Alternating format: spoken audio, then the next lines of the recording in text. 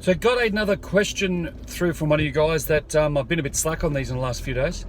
The question that I got asked was about procrastination and how to avoid it or how to overcome it.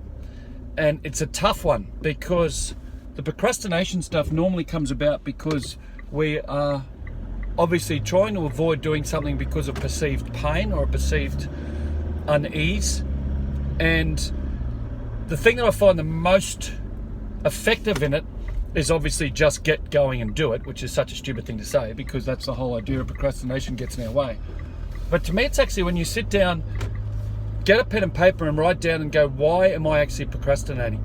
And ask yourself the question and answer it honestly. So you may say, why am I procrastinating about starting health and fitness? And that's a really good one to probably talk about because it's very simple.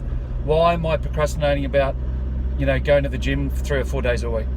And then you look at it and go, why? Well, it's the pain around what? What's the pain that's getting in your way?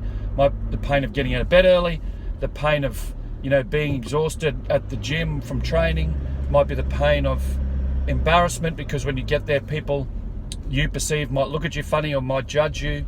Whatever it is, it's actually to sit down and look at it and write out the reason that you are concerned about that particular thing, and then list out the pain that you're in now. Because we make decisions based on pain aversion.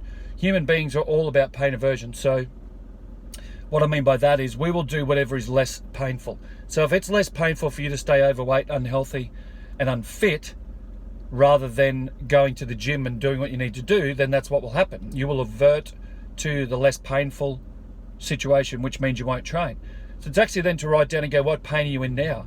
Is the pain from being unhealthy and unfit? Might be health-related issues, might be issues around body image, might be issues around being unattractive to someone or to opposite sex, might be the fact that you're not very mobile and you don't feel great. Could be any one of a number of those things. So you write those down and then you understand why you're doing, what both situations, what you want to avoid. And then you work out what's more important to you.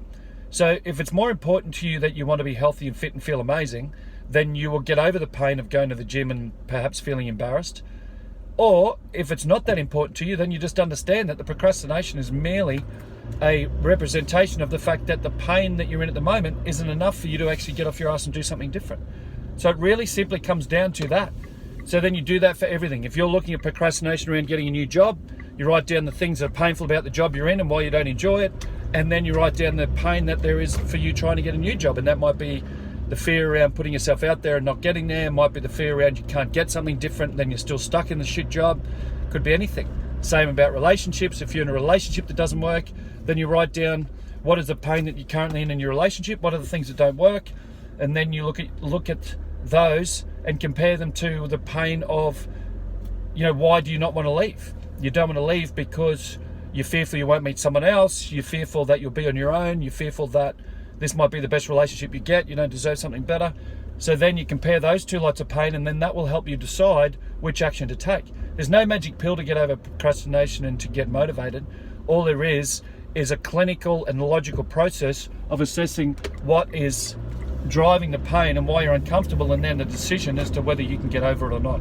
So simply put, to get over your procrastination, to get over the lack of ability to get fired up and do the things you want to do, merely comes down to you deciding and you listing the things that both situations bring up. The pain of you doing what you want to do, the new thing, and the pain of what happens if you do nothing. Write down a list of each one and then ask yourself which one's more painful. And not only is which one more painful right now, but which one is more painful in a year's time or 5 years' time or 10 years' time. Health and fitness, one simple one to use as an example. If you ask yourself, is the pain of me having 2 or 3 months where I feel a bit embarrassed going to the gym until I get some health and fitness more painful than 10, 20, 30 years of living in an unhealthy, unfit body that deteriorates and degenerates with my health and medical condition? So if you could fast forward 30 years and go, you've got type 2 diabetes, you've got arthritis, perhaps you're in a wheelchair because you're not mobile, because you're overweight, whatever the case may be, then all of a sudden the pain that you experience today to get off your ass and go to the gym is going to be a lot less. So to list the pain for today, for both situations, whether you do or whether you don't, list it for a year, list it for 10 years. Those 3 lists will then give you a really good idea about what to do. Have an amazing day.